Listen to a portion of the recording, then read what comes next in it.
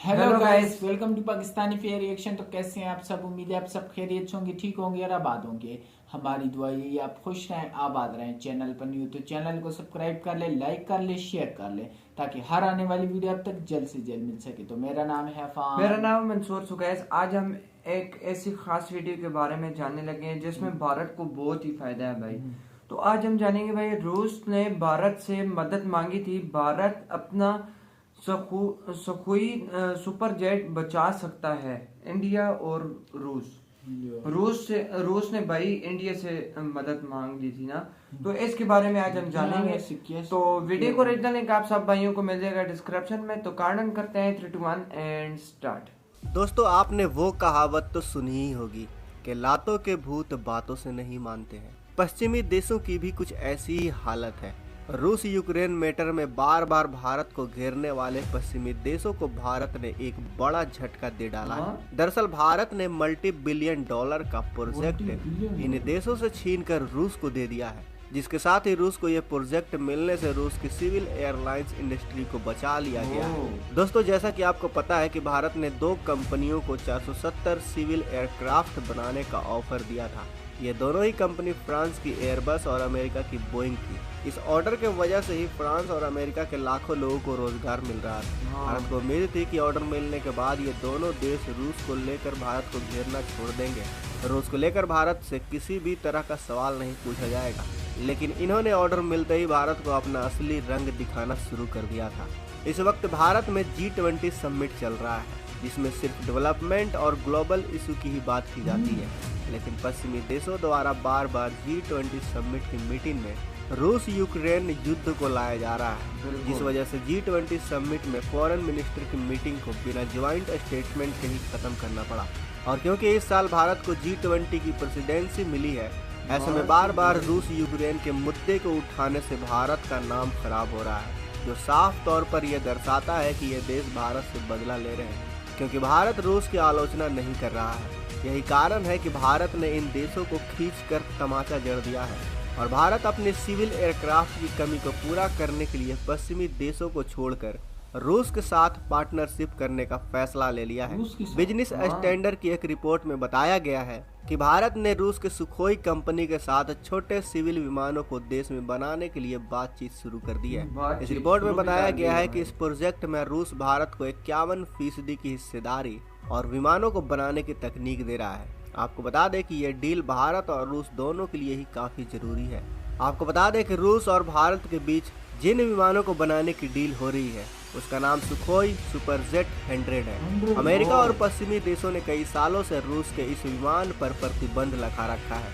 यही कारण है कि ये विमान इस वक्त सिर्फ रूस में ही उड़ान भरते हैं, क्योंकि अमेरिका और पश्चिमी देशों के प्रतिबंध या यूं कहें कि डर के कारण कोई भी देश रूस से इन विमानों को नहीं खरीदता है। इसी वजह से रूस की पूरी सिविल एयरक्राफ्ट की इंडस्ट्री ही बंद होने के कगार पर पहुंच गई थी। रूस अपनी इस इंडस्ट्री को बचाने के लिए भारत के साथ मिलकर विमानों को बनाना चाहता था। रूस चाहता था कि भारत अपने यहाँ मेड इन इंडिया के तहत इन सुपर सुखोई जेट को लोकल लेवल पर मैन्युफैक्चर करे, क्योंकि ऐसा करने से रूस अपने इन विमानों को दूसरे देशों को भी एक्सपोर्ट कर सकता है, क्योंकि अमेरिका और फ्रांस चाह कर भी भारत पर प्रतिबंध नहीं लगा सकते हैं, क्योंकि आज भारत की वजह से ही इन देशों के लाखों लोगों को किसी न किसी तरह से रोजगार मिल रहा है। और ऐसे में यह देश भारत पर प्रतिबंध लगाकर अपने पैर पर कुल्हाड़ी नहीं मारेंगे। आपको बता दें कि रूस ने भारत को विमानों के इंजन बनाने की तकनीक और कंपोनेंट्स भी प्रोवाइड करने के लिए वादा कर रखा है। इसके साथ ही पुतिन ने भारत को ये भी भरोसा दिया है कि अगर भारत चाहे तो इसे अपने हिसाब से भी मॉडिफाई या अपग्रेड कर सकता है। इसके साथ ही पुतिन भारत को इन विमानों को एक्सपोर्ट करने के राइट भी दे रहे हैं, जिस वजह से दोनों देशों को ही काफी फायदा होगा। दोस्तों, आपको बता दो कि भारत ने पहले 470 विमानों का ऑर्डर जब अमेरिका और फ्रांस को दिया था, तब इसका फायदा भारत को नहीं होने वाला था। इसका सीधा फायदा फ्रांस और अमेरिका के लोगों को होता, जबकि भारत के लोगों को कुछ नहीं मिलता। लेकिन फिर भी इन देशों ने जानबूझकर भारत के G20 समिट को टारगेट किया और हर बार G20 की मीटिंग में विकास के मुद्दे को छोड़कर सिर्फ रूस यूक्रेन युद्ध को ही उठाया गया। इस वजह से पूरे विश्व में भारत की छवि खराब हो रही है। इतना ही नहीं, रूस के विदेश मंत्री ने तो पश्चिमी देशों की इन हरकतों के लिए भारत से खुले तौर पर माफी भी मांगी है। माफी ऐसे में भाई भारत मांगी ने इन है। देशों को सबक सिखाने के लिए रूस के इस ऑफर को एक्सेप्ट कर लिया। भारत ने छोटे विमानों को बनाने के लिए पहले ही रूस को सेलेक्ट कर लिया था, यानी रूस के अलावा और कोई विदेश इस प्रोजेक्ट को हासिल नहीं कर पाएगा। साथ ही भारत में विमान बनाने से हमारे देश के लाखों युवाओं को रोजगार भी मिलेगा। इसके साथ ही इन विमानों को एक्सपोर्ट करने से हमारे इकोनॉमी को भी बड़ा बूस्ट मिलेगा और हमारे दोस्त की सिविल एयरक्राफ्ट इंडस्ट्री भी बच जाएगी। तो दोस्तों, आपको क्या लगता है, भारत का यह फैसला भारतवासियों के लिए सही है या गलत? हमें कमेंट बॉक्स में अवश्य बताएं।